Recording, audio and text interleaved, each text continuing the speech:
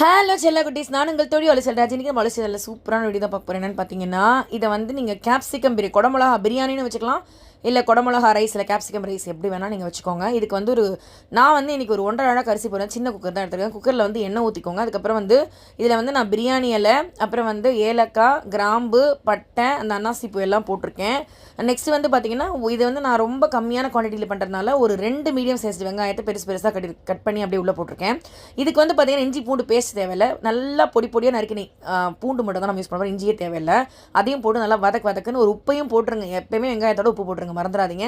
இதை நல்லா ஒரு வதக்குன்னு வதக்கிட்டு, இது கொஞ்சம் நல்லா வந்து இந்த ஆனியன்ஸ் வந்து கொஞ்சம் பொன்னிறமாகணுங்க, முக்கால்வாசி பேக் ஆகக்கூடாது. கேப்சிகம் ரைஸ் பொறுத்த மட்டும் இந்த மாதிரி நல்ல ஒரு மாதிரி ப்ரௌனாக ஆகணும். அதுக்கப்புறம் நம்ம தக்காளி சேர்க்க போகிறோம். நல்லா வேகட்டும். இது ஒரே ஒரு பச்சை மிளகா நான் சேர்த்துருக்கேன். மற்ற காரத்தூள்லாம் நம்ம சேர்க்க போகிறதுனால ஒரே ஒரு பச்சை மிளகாய் இஸ் மோர் தேன் இனஃப்.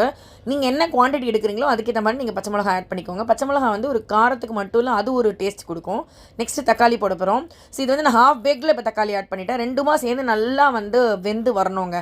வந்தால் தான் நம்ம அடுத்தது கேப்சிகம் அதில் வந்து ஆட் பண்ணணும். பார்த்தீங்கன்னா அந்த ஓரளவுக்கு வந்திருக்கு பாருங்கள், சூப்பராக. இதில் வந்து பார்த்திங்கன்னா நார்மலான மிளகாத்தூள் இல்லை காஷ்மீரி மிளகாத்தூள் வந்து 1 ஸ்பூன் கொஞ்சம் கம்மியாக போட்டுக்கோங்க.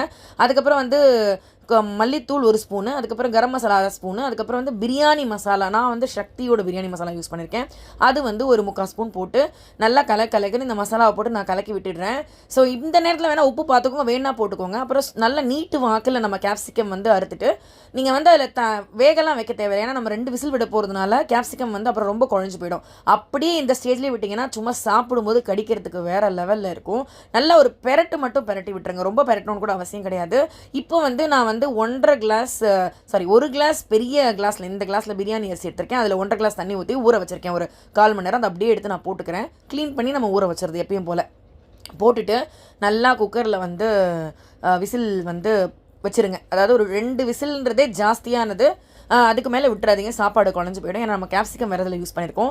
ஸோ 2 விசிலுக்கு அப்புறம் நீங்கள் சாப்பாடு எடுத்து பார்த்தீங்கன்னா சும்மா பொலன்னு வேறு லெவலில் கேப்சிகம் பிரியாணி ரெடியாக இருக்கும். இதுக்கு தொட்டுக்கிறதுக்கு ரைட்டா இல்லைனா நான் வந்து ரவுண்ட் அப்லாம் சொல்லுவாங்கள்ல, அதை வறுத்து வச்சுருந்தேன். வேறு லெவலில் இருந்தது. ட்ரை பண்ணி பாருங்கள். கிட்ஸுக்கும் சூப்பரான ஒரு லஞ்ச் பாக்ஸ் ரெசிபி. உங்களுக்கு இந்த வீடியோ பிடிச்சினா கண்டிப்பாக ஷேர் பண்ணுங்கள், லைக் பண்ணுங்கள், ஷேர் பண்ணுங்கள், சப்ஸ்கிரைப் பண்ணுங்கள். நாளைக்கு ஒரு வீடியோவில் பார்க்கலாம். பாய்.